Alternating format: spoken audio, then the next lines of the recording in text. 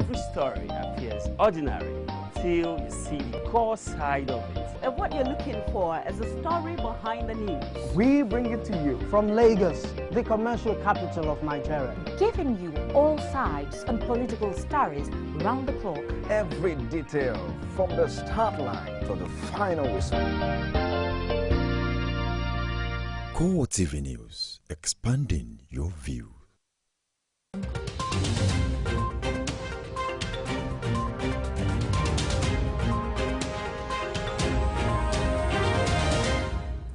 Hello there, welcome. I am Frank Omalape. Our top stories tonight.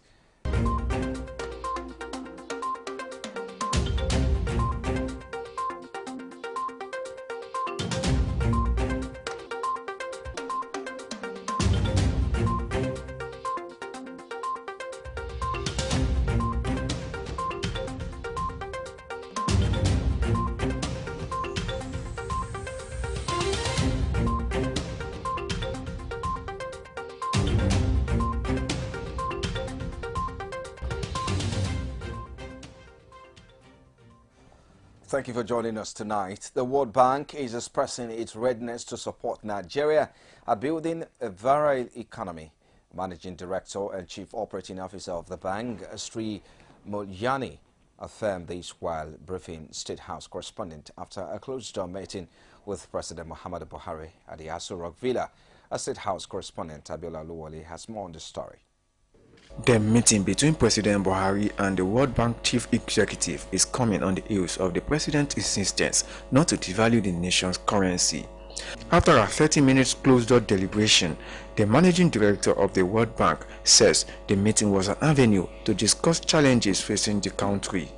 She maintains that the World Bank is poised to assist Nigeria achieve the planned economic diversification, which in her words will fast-track efforts at putting a strong economy in place for the nation. We also discussed more in terms of the need of the economy to diversify away from oil. So the discussion about how to improve the fiscal side, which the Minister of Treasury under the leadership is trying to improve both on the revenue side, whether to improve the collection of tax as well as to fight against inefficiency and corruption. Modyani says the World Bank also met with governors from the northeastern part of the country to fashion ways of rehabilitating the economy and victims of the Boko Haram insurgents. From the Presidential Villa in Abuja, Abiola Oluwole reporting for CoreTV News. Meanwhile, Nigeria's oil sector as the means of export for economic growth has been put in a fix with the current fall in the oil market. China seems to be making Nigeria an investment destination as bilateral relations between the two countries are about to start yielding fruitful results. Our correspondent Anita Patrick reports on the creative thinking of Africa Today and foreign investors on the China-Africa cooperation in trade and investment. Nigeria needs to rise to the exchange rate as the credit value is getting poorer.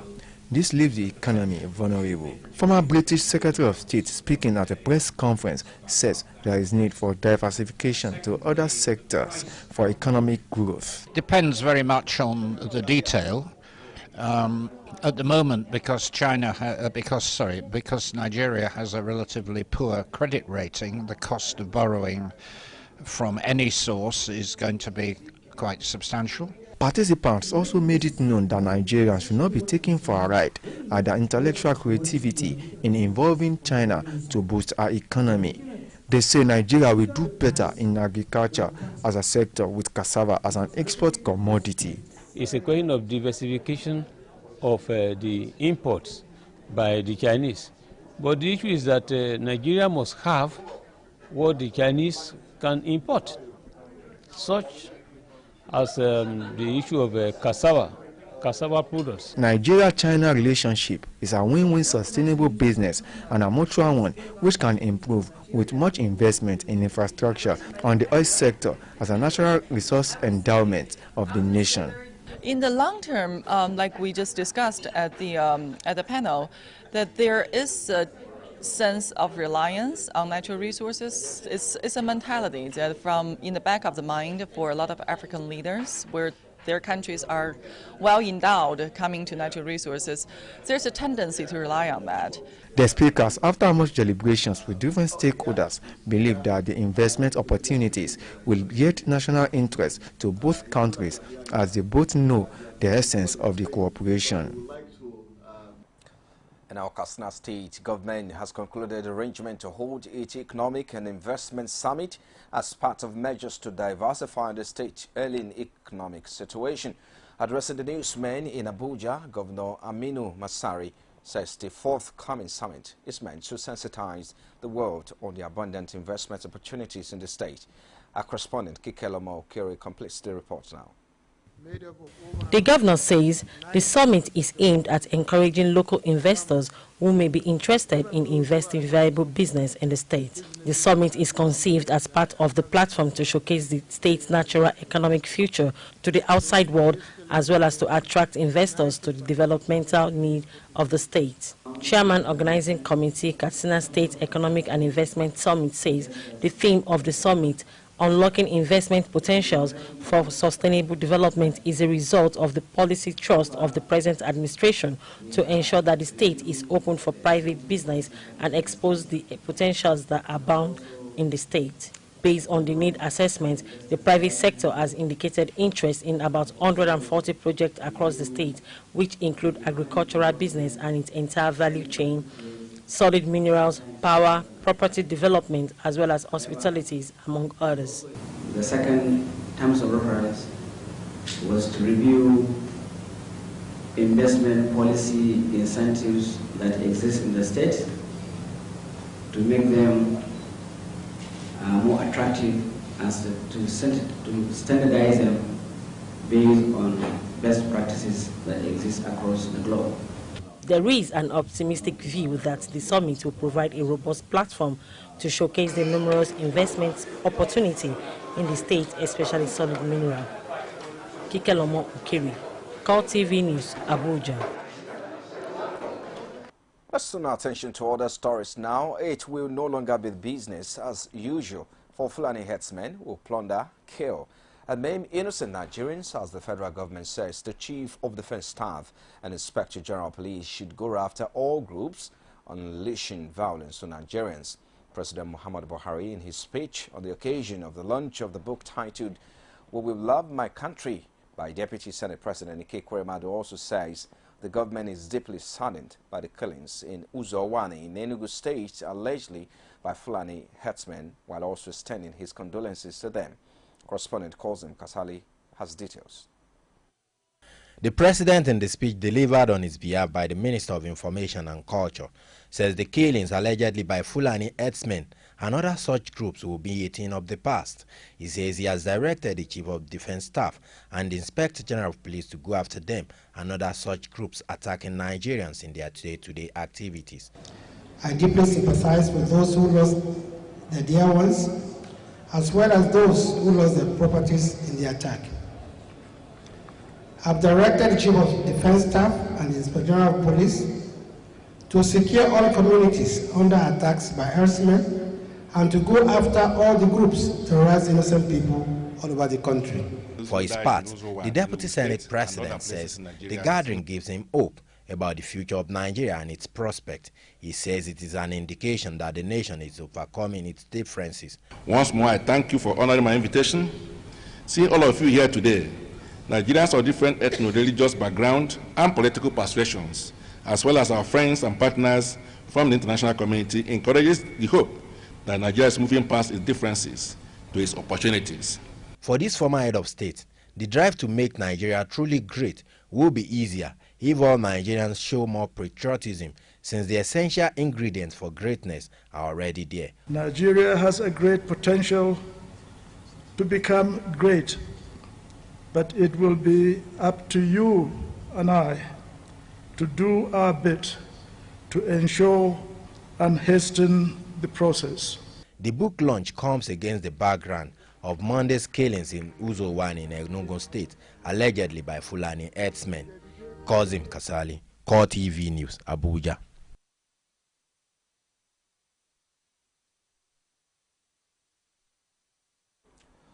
In the meantime, the menace of terrorism and tribal war has been a challenge the country has been facing in the recent years. Cattle herdsmen causing chaos in communities, towns and villages recently has spread their tentacles across to the eastern part of the country, while Okpabi Nimbo in Enugu State is the latest receiver of the outlaw activities. A correspondent has pointed this report.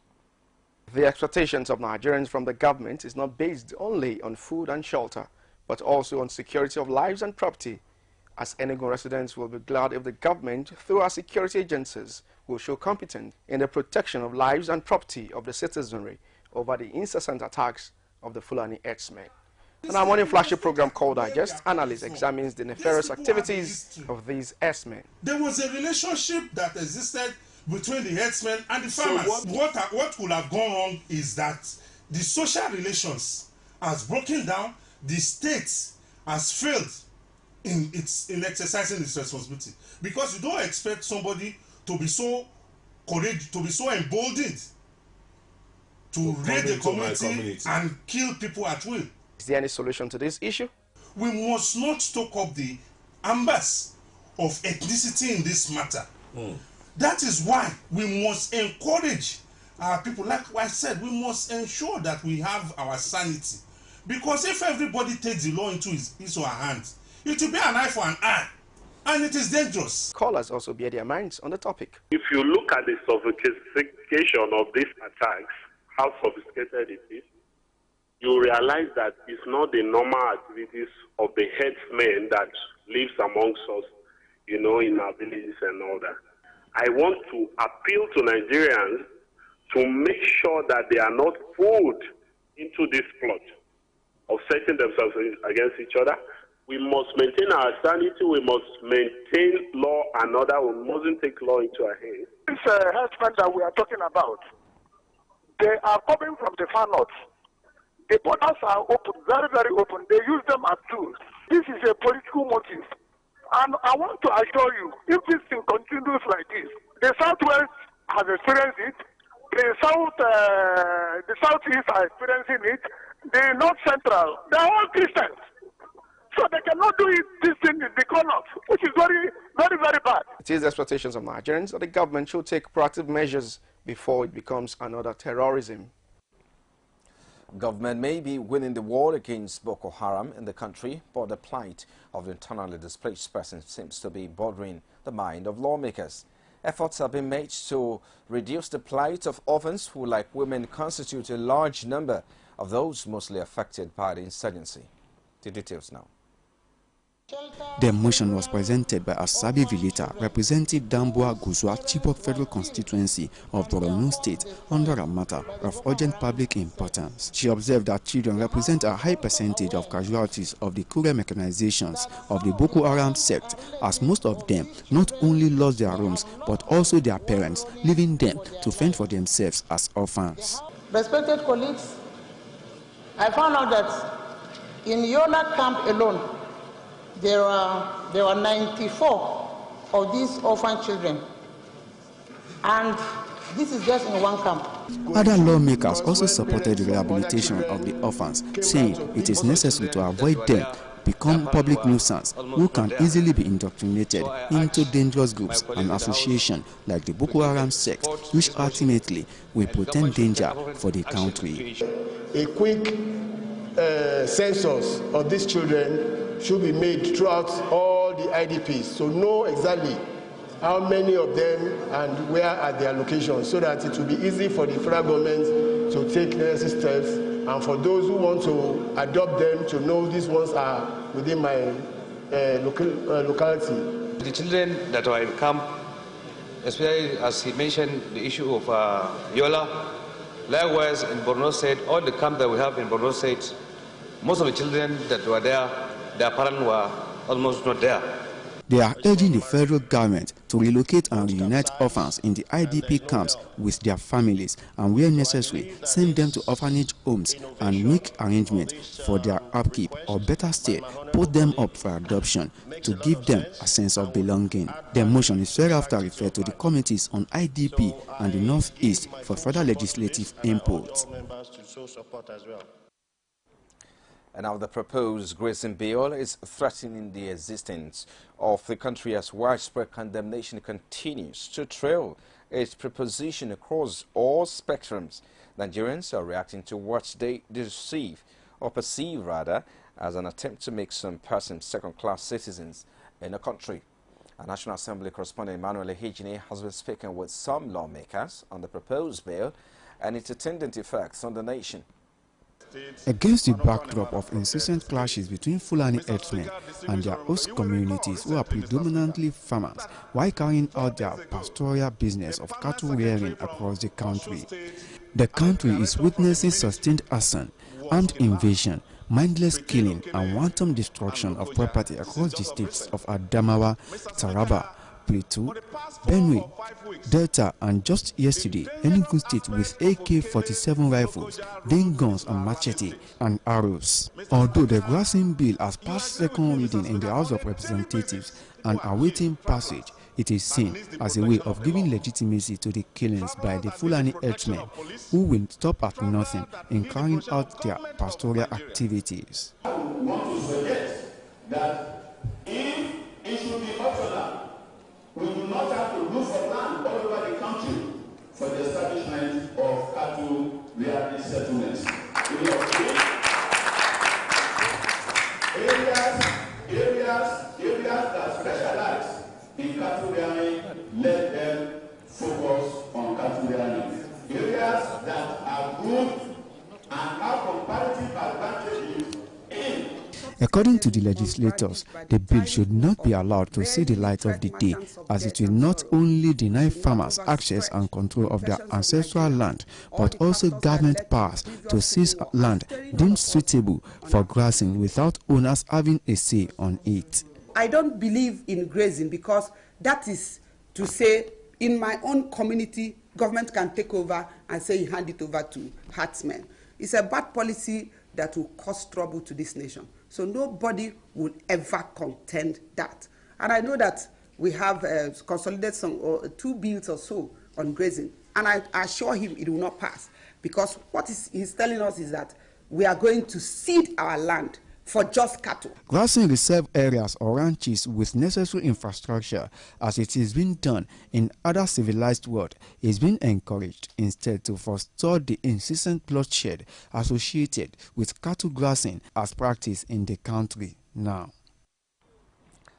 You're watching CoreTV Primetime News. Still ahead of the news after the break, Chairman Code of Conduct Tribunal presiding over the case of Senate President Bukola Saraki may decide on Thursday whether to proceed or not. Find out why after the break. Join us again. VAT, Value Added Tax, is a tax paid on all goods and services and remitted by the seller of the goods or provider of the service to government. 5% VAT is added to the total cost of goods and services in Nigeria, and when remitted to government, is used for funding development. The VAT you pay will be used by government to develop our transport infrastructure, like roads and railway lines, to continually improve our educational sector by building more schools and upgrading existing ones, to provide adequate security and a better quality of life for us all. Pay your VAT. Make your contributions to the development of Nigeria. It pays to pay your tax. This message is from the Federal Inland Revenue Service. You're watching CoreTV Primetime News, broadcasting live from our Lagos studios. A reminder of our top stories now.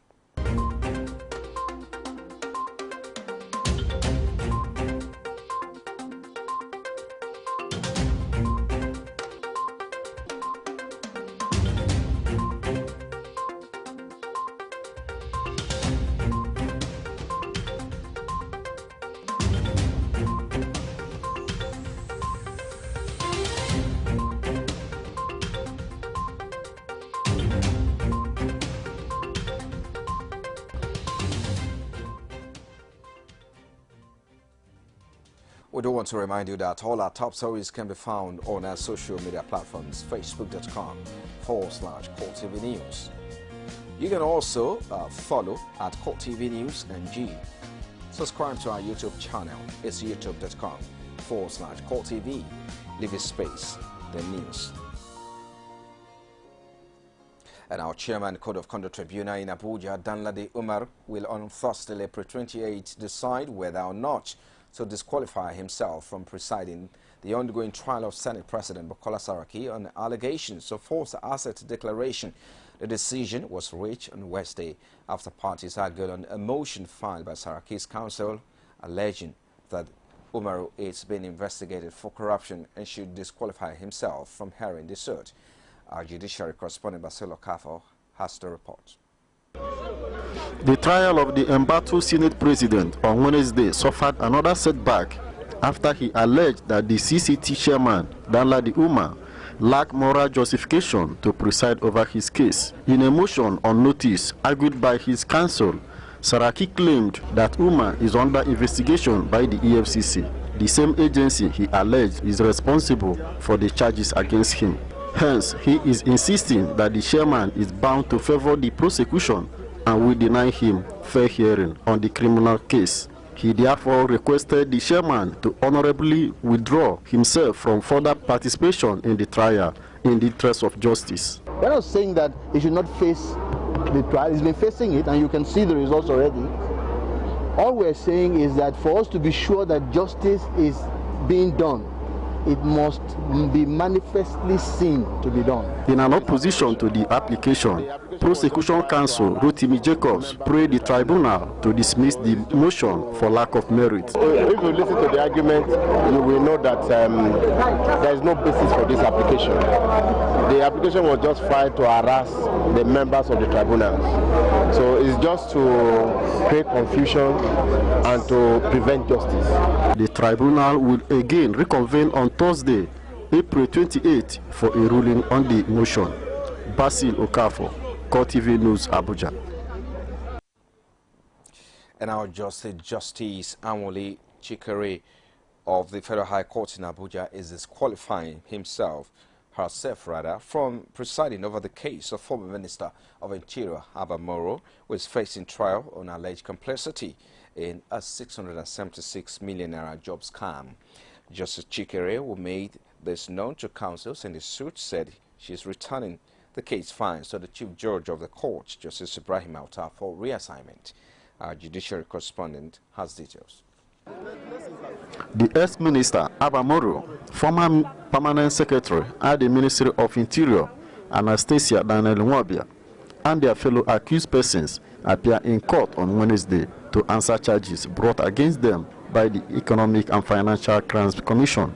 EFCC alleges that the defendants defrauded 676,675 Nigerian applicants of 676,675,000 naira. According to the commission, each of the applicants were charged 1,000 naira for participating in the ill-fated immigration recruitment exercise. At the resumed hearing of the case, the presiding judge, Justice Anwuli Chikere, informed the parties that she is returning the case file to be reassigned to another judge, but however failed to give any reasons.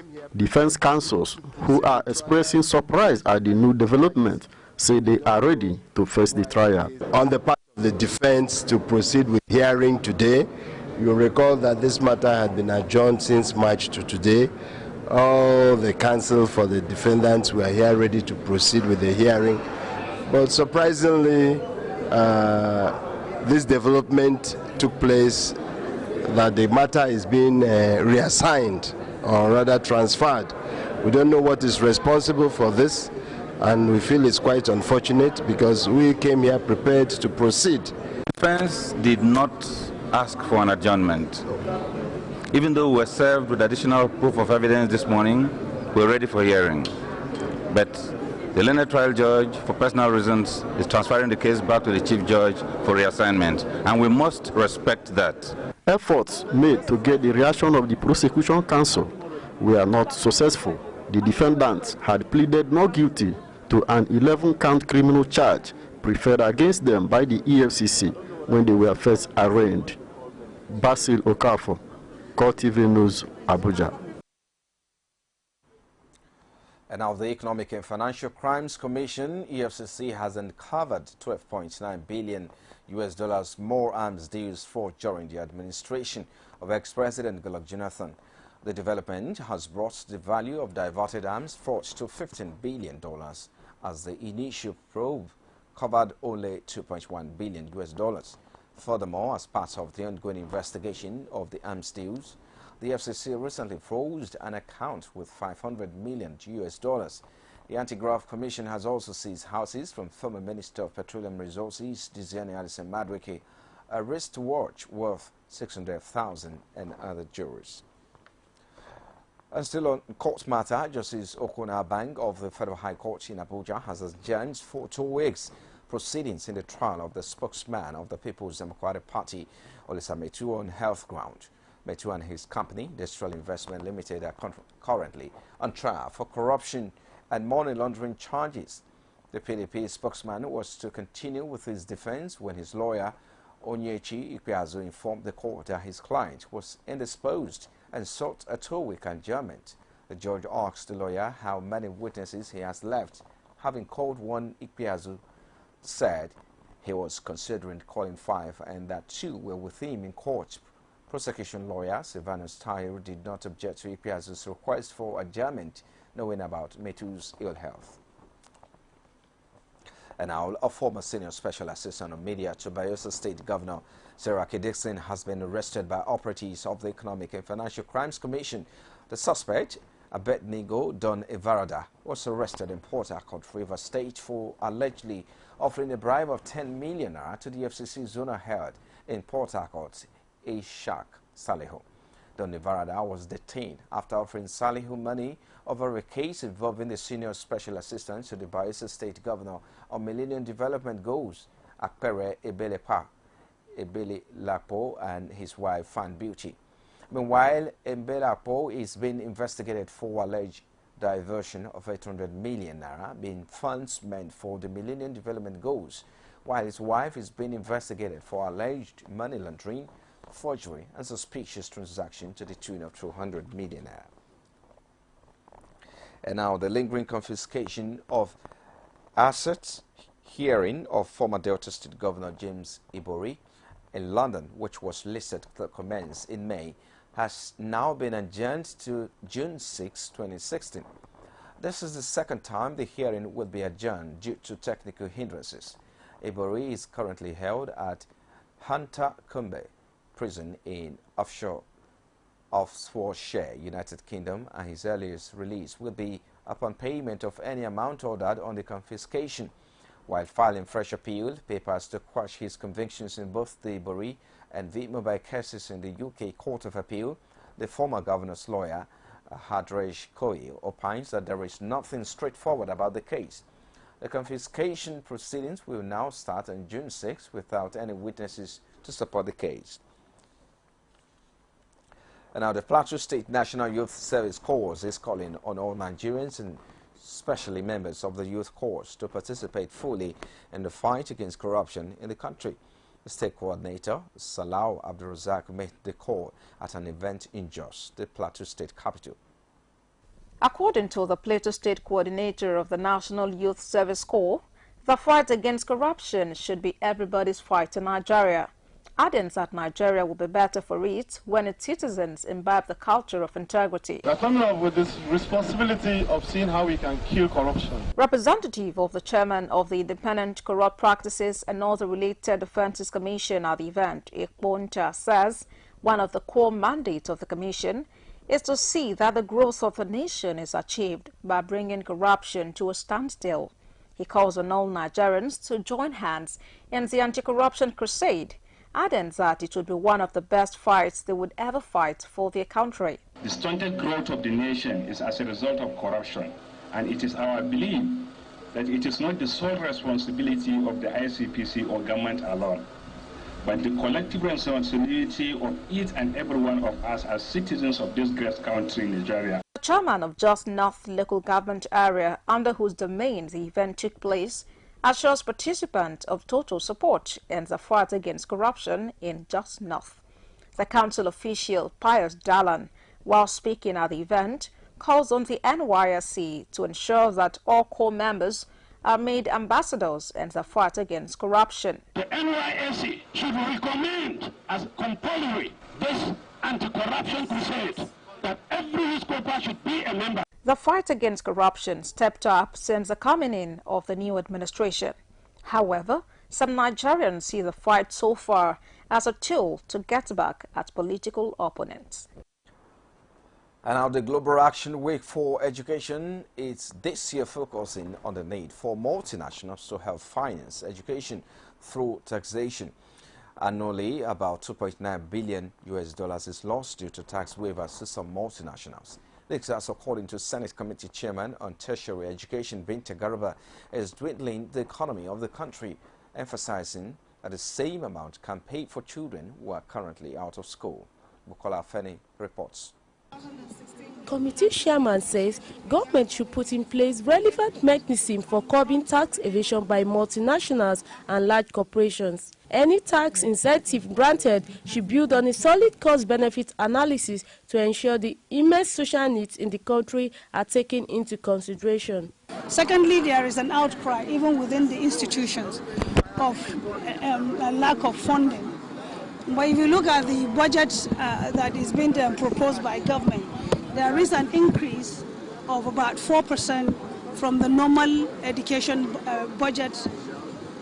Before now, the budgetary allocation to education ranges between 6 to 8%. Corporate entities operating in Nigeria are also being advised to end tax avoidance practices and see their tax payment as part of their social corporate responsibility.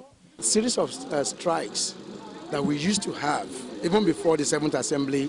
From 7th Assembly, it has drastically reduced, even more than I could also have imagined.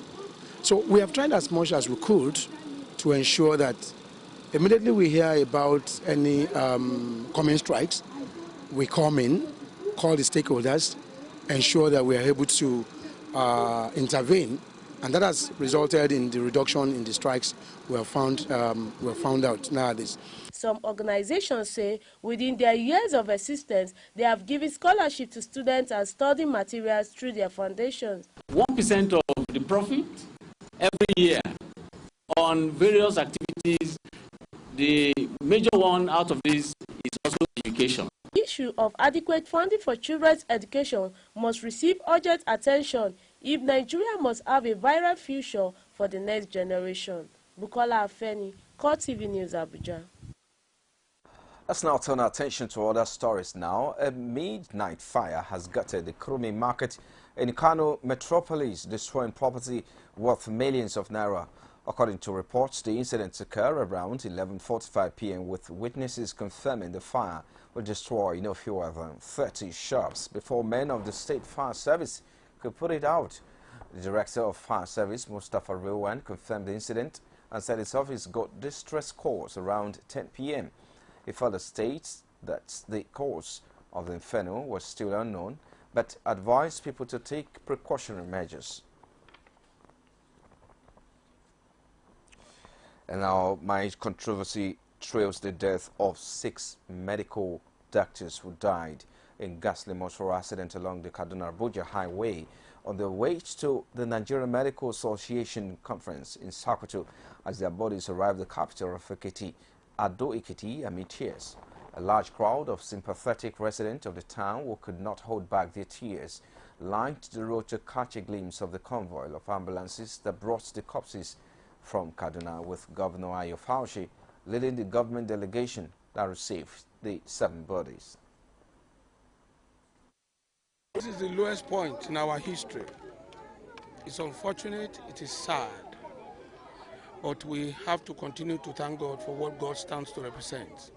As a people, we are disturbed, we are unhappy, we are sad, but we take solace in God. One of the things I've considered necessary is to give job to the spouse, their spouse, to make sure that they can continue life now that their breadwinner had departed. I tell you all, the good people of Ekiti State and beyond, that you should calm down, you should take faith and solace in God. Believe that God is the only one that can give and the only one that can take. All we have to say is that we should all take it as death, the ultimate end. And no man knows when it will come. It has come.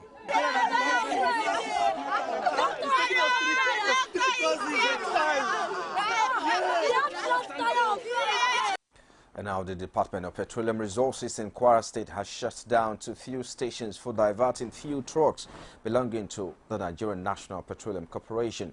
Head of DPR operations in Kwara, Salvation Phillips, described the act as illegal and strong enough to truncate the readiness of the federal government in ensuring stable supply of products to the citizen. Salvation further states that the act is an offense against the establishment of the petroleum industry and immediately ordered the sale of the commodity to the public. We discovered that this truck has diverted products. The truck belongs to a transporter by the name Profelic. We are doing our investigation to determine exactly the original destination that the products here was meant for. We want to use this opportunity to send this strong message that all those marketers that are doing their business legitimately should continue. But the few elements that are bent on diverting products, overpricing products, under-dispensing products, adulterating products, smuggling products, the DPR will not fall its hand to watch these serious violations of the petroleum laws. And now efforts by the Ministry of Power Works and Housing aim at improving the fortunes of the nation's power sector has received a boost with the launch of the nationwide anti-vandalism and safety enlightenment campaign in conjunction with other stakeholders by the National Association of Nigerian Students. The National Electricity Regulatory Commission, which is partnering with students, says it will do all within its powers to continue to improve the fortunes of the electricity sector, including partnering with students to curb vandalism and improve safety. Kazim Kasali has more. With students drawn from some of the nation's tertiary institutions, including some senior management staff from some of the institutions, the National Association of Nigerian Students says it aims to play its part as representative of over 70 million Nigerian youth in stopping vandalism of critical national infrastructure. Let's continue to sensitize our students and our youth on the dangers that are involved in illegal connections and connections which has been resulting to electrocution and infernos and loss of life, so that we can curb the cases of electrocution. For his part, the senior manager, engineering standard and safety from the Nigerian Electricity Regulatory Commission says the commission will partner with all stakeholders to continue in the drive to achieve its mandate of improving the fortunes of the electricity sector. It only buttresses the fact that people are beginning to appreciate the fact that there is no way we would have a very good, electricity supply industry without, first of all, ensuring that, whatever supply of electricity you want to take out there to consumers, to users, is safe to use. In separate papers on the anti-vandalism and safety campaign, the Federal Fire Service and the Nigerian Security and Civil Defense Corps have what they describe as a take-home nuggets for the participants. While for this school administrator, it is a welcome development. Youth have energy, skill, hope, and dreams. They have to channel this towards the fight against vandalism. In terms of electricity, you must have some certain proper safeguards. Your hand must have gloves. You must wear rubber slippers. Many a times, your legs must not be wet or your hands being wet to touch whatever involves electricity. You must have something like boots. This program is coming at the right time you know, it wouldn't have come more better than this period it has come. And we thank God we have a lot of participants here attending this particular program, and I think they should be the ambassadors also who disseminate this information, particularly in the tertiary level where you have hostels, you know, you have electricity. They are using electricity not for only living in the residence, but also using it at in laboratories and other places. With this new initiative by the National Association of Nigerian Students in partnership with other stakeholders in the industry, it is surely better days ahead for the electricity sector, with a promise of involvement of Nigerian youth to help in safeguarding the nation's critical infrastructure. Kazim Kasali, CoreTV News, Abuja. And now the Nigeria Labour Congress Plateau State chapter has called on the government of the state to seek alternative means of funds for the payment of workers' salaries and pensions. The chairman of the branch, Jibril Bashir, who spoke with a correspondent in Just decried the lack of innovation of the state government, who just sit back waiting for government allocation. The primary reason often given by the Plateau State government for its inability to pay workers' salaries up to date is lack of sufficient bailout funds from the federal government. It is on this backdrop that the state chairman of the Nigeria Labour Congress, Jibril Bashir, urges them to look inward instead of always depending on external sources for the payment of its workers' salaries. Where we are today, there is like the bailout is no longer in sight. So we are shifting much pressure now on government. Let government try to prioritize its expenditure in order to meet up with worker salary. On the decision of the state government to re-verify the BVN submitted by workers, Bashir says although the decision seems harmless, it must not be used as an excuse to further delay the payment of workers' salaries and pensions. The Accountant General actually intimated us that they need to further sanitize the payroll, because they realize that there are some workers that are taking salary in two places, and there are some that are not supposed even to be part of the payroll. Plateau State government owes its workers several months of salary arrears. And now loyalists of late Gani Farahimi and members of the National Conscience Party assembled in Lagos for the 78th posthumous birthday of the legal luminary. As they were united by the late RTV's strides, they however expressed sharp opinions on the state of the nation. There was also plead by the party and lovers of late Gani Farahimi to the federal government in immortalizing the late legal luminary. Our correspondent Victoria Solomon finds in this report from our studios.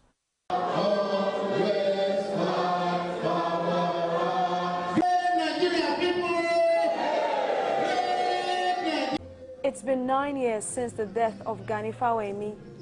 Yearly, members of his party and followers of his ideology gather to celebrate him. And on this note, the state of the nation forms the core of discussion. While some believe the nation is further plunged into chaos by the Buhari administration, others take the blame off the APC government. Our society is living towards comparison and chaos by day, with those solutions forthcoming from the regime in power, President and ex-President Buhari APC government. Surely the current realities and the burden that has been falling on can never be changed, that overwhelming majority of Nigerians desire. You can see why things are like this. I will not blame Buhari because this thing happened 16 years. It started 16 years ago. Different positions are also held in the fight against corruption and in the way out of the nation's myriad of problems. Our position is very clear, and anybody who is here today who is still confused about our position, this is our position. We must go for their people. All of them must account for what they have done, and that is only when Nigerians are happy. Let us have it at the back of our mind and not forget rhetorics. We really want to support this government in the fight against corruption. Also, something that notes that in the fight against corruption, there must not be any sacred cow. Though views and positions may differ, it is agreed by all that Gani Farahimi lived through for his belief and ideology, thus calling on the federal government to immortalize the late rights activist. You're still watching CoreTV Prime Time. We'll take a break shortly. We're back with more stories. Join us again. CoreTV News now live on all Androids. Welcome to CoreTV Primetime News. Download CoreTV News app from your Play Store. Click on the menu to see all our top stories from politics, sports, business, foreign news and live TV to watch us live on your mobile. I want to know why I should be believing them. You can also click on video to see all our YouTube videos. CoreTV News, a 24-hour news station.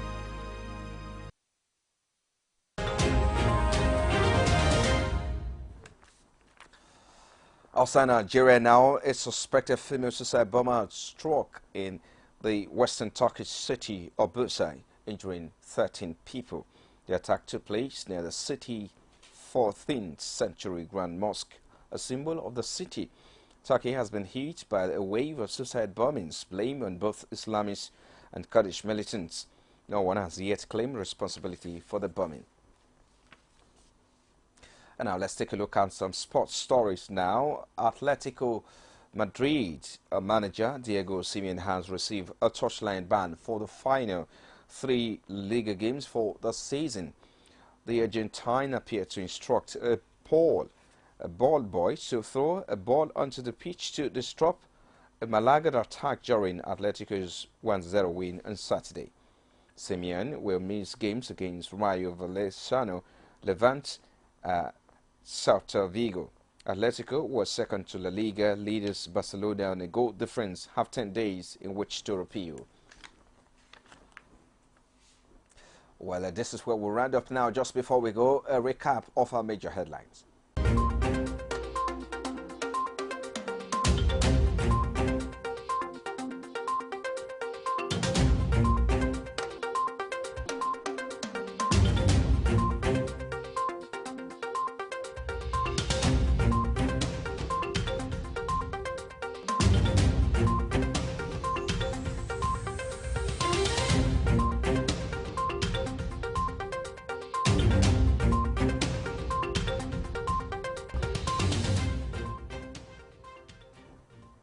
And that's it on CoreTV Primetime News. Thank you for sharing your evening with us. I am Frank Omalape on behalf of the entire production. Have a good day.